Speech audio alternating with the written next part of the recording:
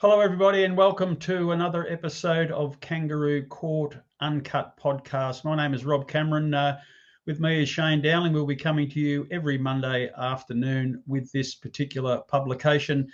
And Shane, we've got an election coming up down here in Victoria in our state parliament, and one of the big issues is going to be a massive $15 billion corruption involving the CFMEU and the building industry, and it's been tied in this week with work you've uncovered with a connection to the federal government, Anthony Albanese, Penny Wong in particular. And it would be fair to suggest they haven't really convinced the voters of Victoria that there isn't some stuff going on behind the scenes that's concerning. Yeah, look, I was watching Parliament last week, and Anthony Albanese was asked a few questions in relation to the CFMU fraud, the $15 billion fraud, in relation to a 60-minute show that was on the previous Sunday. And Penny Wong was asked some questions too in the Senate. She's the head of the Senate for the Labor Party. And they ducked and weaved. So their ducking and weaving raised a lot of questions. So I decided it was relevant. It's relevant to the federal government because a lot of that fraud, the $15 billion fraud, is being federally government funded. So it's coming out of the federal government's pockets. So they should be all over it. But with their ducking and weaving, they were supporting Jacinta Allan. And it's fairly obvious why they're supporting her with the election coming up in November. So, well, they'd probably be supporting her anyhow because there's a lot of issues there that people don't realise. For a long time, the CFMEU donated millions and millions of dollars to the Labor Party. And it's only in recent times they've stopped taking that money. So how much of that money potentially come from the federal government into the CFMEU and back to the federal Labor Party? Well, that's a question that should be answered as well. But I published an article and I'll read out the first few paragraphs of that article and then we'll play that first video, the first video being Anthony Albanese. Now, the article starts off, Prime Minister Anthony Albanese is up to his neck helping Victorian Premier Jacinta Allan cover up the $15 billion big build fraud and theft by the CFMEU and organised criminals. The problem for Albanese and his government, they put the CFMEU into administration in August 2024 with Albanese's own captain pick, Mark Irvine KC, appointed as the boss of the CFMEU. And the fraud and theft by organised crime figures such as Mick Ghetto has not stopped. 60 Minutes had the latest instalment on the big build $15 billion fraud and theft on Sunday night, the 28th of June, claiming Mick Ghetto is still being corruptly paid millions of dollars, which led to Albanese being asked a question, as I said. Now, I'll play you that video in a second. The video is firstly Liberal Party MP Mary Eldred asking a question of Albanese, and Albanese gives a very short answer. Secondly, Opposition Leader Angus Taylor asks a question, and Albanese ducks and weaves and gives a short answer again. And thirdly, National Party MP Pat Conigan asks a question. And I'll play that video now. Give a call to the Honourable Member for Monash. Thank you, Mr Speaker. My question is to the Prime Minister. Last night, Sarah Ferguson asked him whether he had sought assurances from the Victorian Premier that no Commonwealth funding would end up in the hands of organised crime. The Prime Minister responded, of course.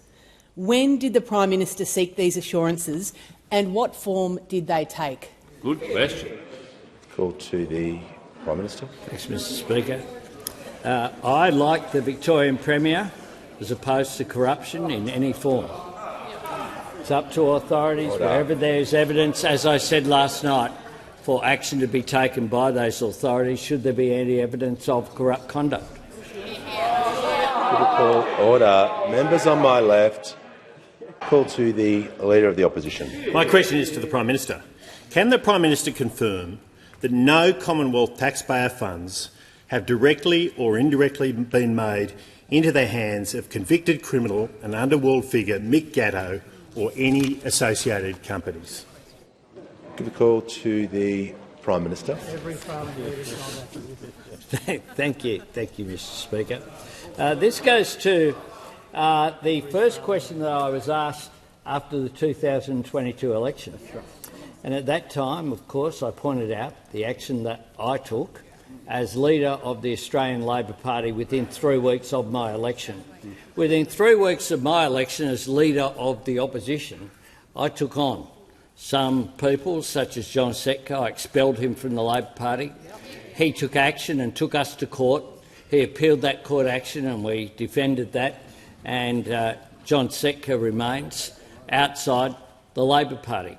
We also have excluded the CFMEU from being affiliates of the Labor Party.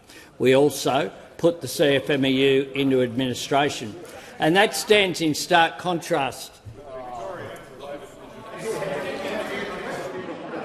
Order. The Leader of the Prime Minister concluded his answer. Give the call to the honourable member for Bass. The member for Bass has the call. Give the call to the honourable member for Cowper. My question is to the Prime Minister. What assurances was the Prime Minister given by the Victorian Premier on whether Commonwealth taxpayer funds directly or indirectly made it into the hands of convicted criminal and underworld figure Mick Gatto or any of his associated companies? Call to the Prime Minister. Thanks, Mr Speaker. I will take up that question from where I was speaking before I was rudely interrupted. and I'll make 3 points. The member for Cook. 3 points. One, I confirm the actions that this government has taken. 2, I'll make the point that stands in stark contrast to the former government that had a royal commission into unions, but it was about having a crack at the then Leader of the Opposition, using Commonwealth funds to have a crack at the then member for Maribyrnong and have a go at the former Prime Minister of Australia, Julia Gillard. With millions of dollars spent, which during that same period John Setka increased his influence in the CFMEU and expanded it from Victoria into South Australia and into Tasmania. I'll make 2 further points. In 2024, the Commonwealth put specific provisions in funding agreements with states and territories that place obligations on jurisdictions to report any allegations of unacceptable behaviour. That was something that wasn't there under the former government. And further than that, Victoria continues to keep the Commonwealth informed of the work that they've done to strengthen the integrity processes. Those measures include requirements within tenders to develop a management plan for fraud. It can't be more relevant. Oh, well. Order.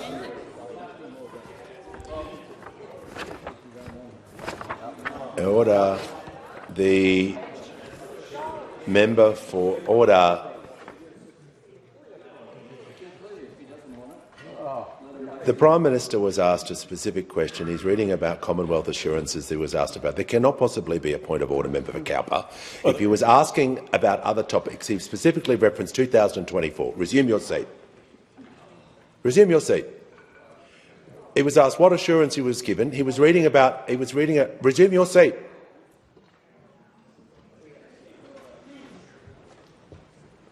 There's been far too much disrespect in this chamber today. Prime Minister in continuation. Mr Speaker, and these are the measures that the Victorian government have put in place, which include requirements within tenders to develop a management plan for fraud and integrity matters. 2, broaden conflict of interest in gifts and hospitality requirements. 3, a requirement for contractors to install robust security access arrangements at sites. 4, minimum requirements for timesheet systems. 5, requirements for contractors to provide a register of subcontractors and suppliers engaged on a relevant project. And 6, the establishment of a mandatory register of approved industrial relations consultants and mediators. That is the measures that have been put in place. The measures that have been put in place by this minister are substantive as well, measures that were not in place under the former government.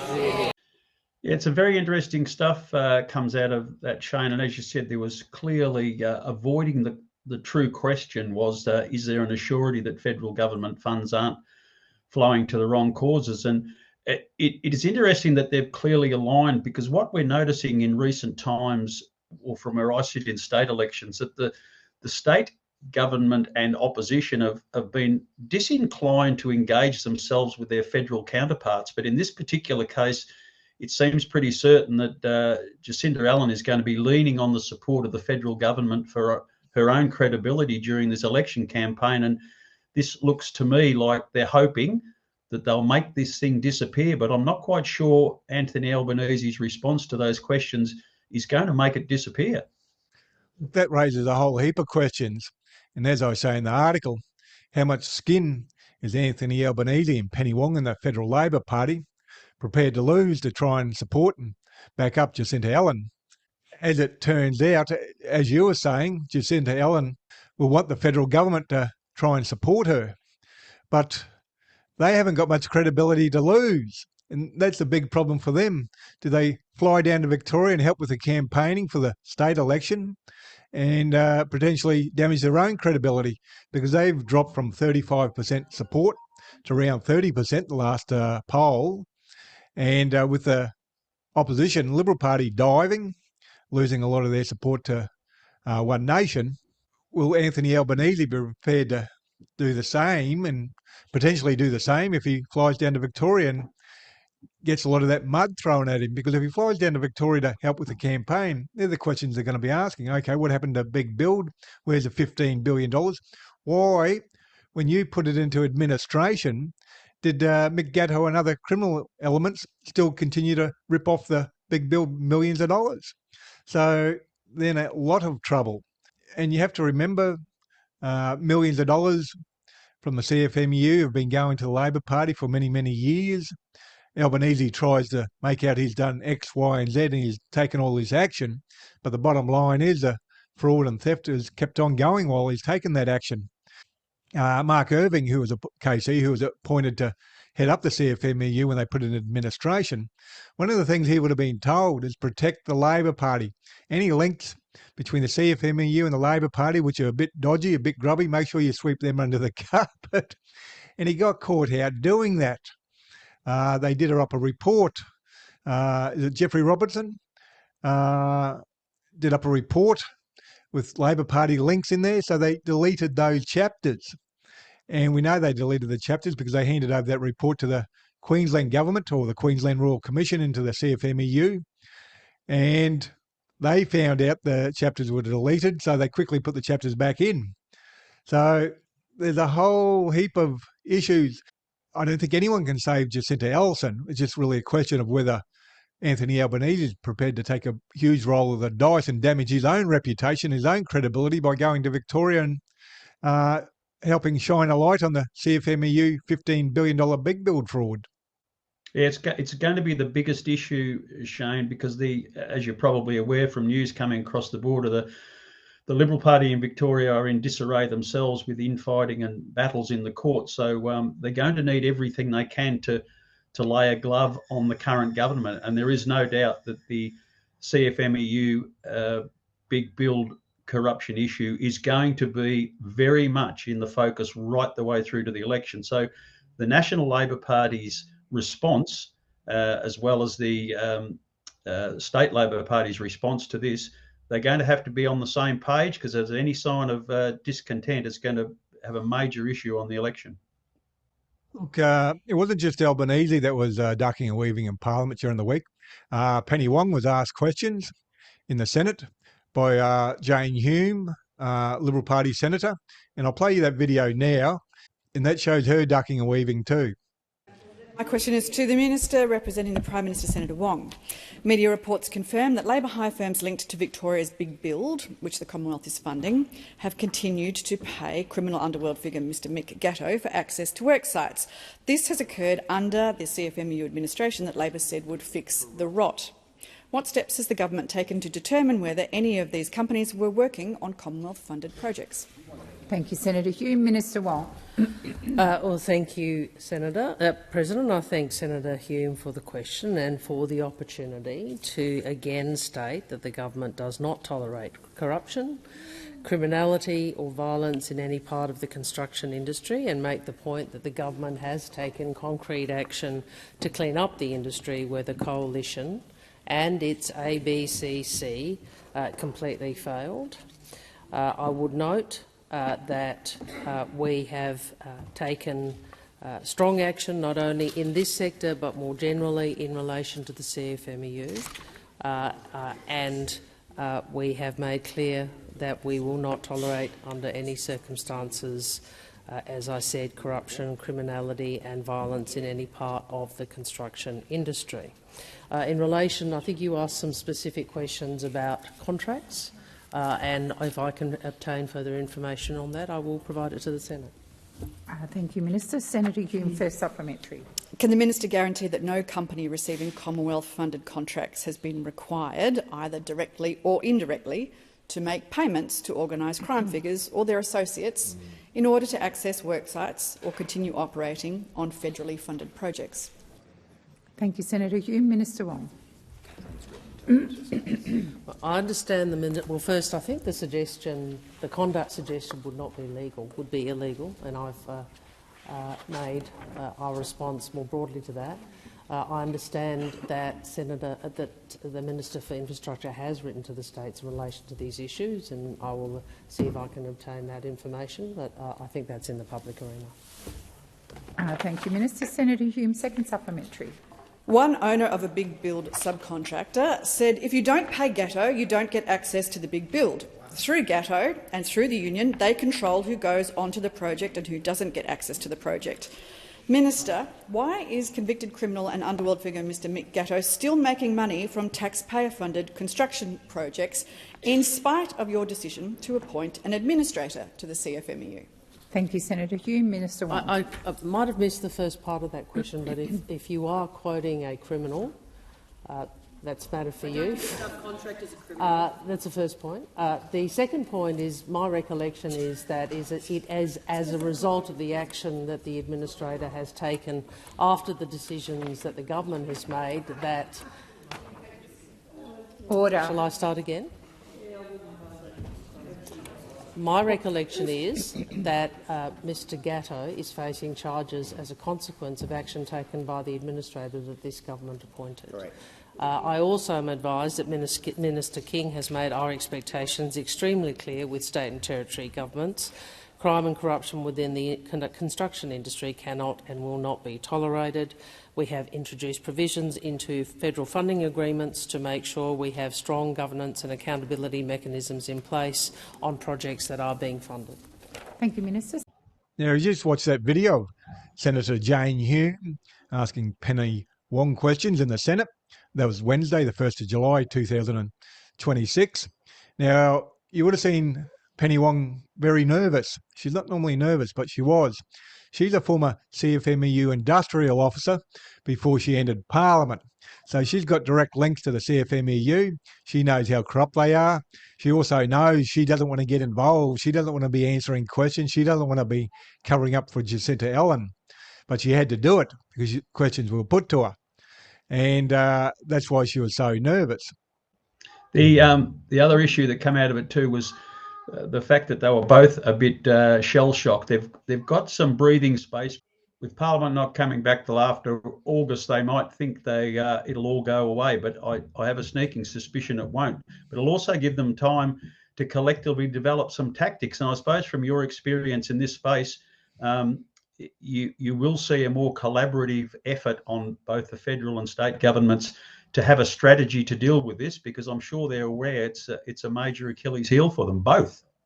Look, it is, but they've got nowhere to run, nowhere to hide.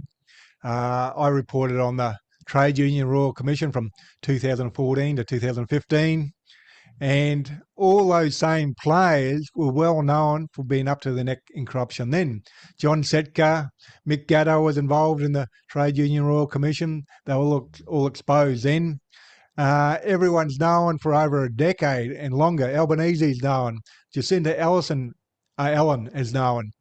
Apparently her office played part in directing subcontractors to use other subcontractors who were associated with the CFMEU. So they were up to their neck in the corruption themselves. But because they've known for 10 years, them to play dummy now, Albo says he took all this action in the video we just played. Well, he's known for 10 years, and how come the fraud and the theft has continued? He hasn't taken any real action. He's taken the bare minimum, because the reality is if they were to have a Royal Commission, which some people are calling for, well, Labor Party fingerprints are going to be all over the fraud and theft, and that's what they're worried about. And that's why they can't do anything. The Liberal Party, statewide, and I don't know much about Victorian politics, but statewide, the Victorian Liberal Party and other opposition parties should be all over it, driving it home, because it's a real Achilles heel for the state government, but it's also a huge Achilles heel for the federal government. And that's why you've seen the first two questions, Albanese pulled up really quick, ducked and weaved, didn't want to answer them. Third time, he really had no choice by then, because it would have been hugely embarrassing for him to duck and weave a third time. And Penny Wong being very nervous when she was answering questions. Yeah, it's definitely going to remain a major spotlight, Shane. There's no doubt about it. And we'll keep an eye on it from where we sit here, and also the rumblings in behind the Liberal Party, and they're going to have to have a collaborative effort, both state and federally, if they're going to make any wins out of this for themselves, because they'll both get advantage if they can actually lay a glove on both state and federal Labor. But at this stage, while it's an issue and you and I and others are talking about it, in the political sphere, I still don't see the Liberal Party winning just yet. But I'm sure tactically they'll spend a lot of time in this area for the reasons that you've said. It won't go away. It's been around for a long time, and it's very, very smelly.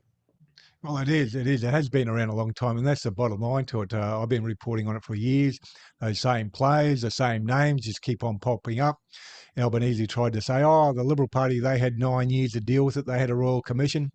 Well, Albanese and the Labor Party had years to deal with it too, but they failed to until it hit the fan pretty much, and they had no choice. They put the CFMEU into administration just before back in 2024, was only sort of 8 months before the 2025 federal election. So Albanese put him into administration to cover himself, so it wasn't an issue at the 2025 federal election. But now they've gotten past that. They've been shown for what they are, and that's the administration has failed. The millions and millions of dollars have kept on flowing to the organised crime figures, and that has got the federal government's fingerprints all over it. They've got to take responsibility. Well, thank you very much for your work again in this space and other areas, Shane. We really do appreciate it. My name's Rob Cameron. You can find more of me on 94.7 The Pulse Community Radio in Geelong.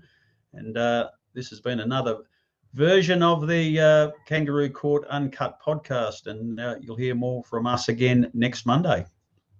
Thank you for watching episode 6 of the Kangaroo Court Uncut podcast, which we publish every Monday afternoon.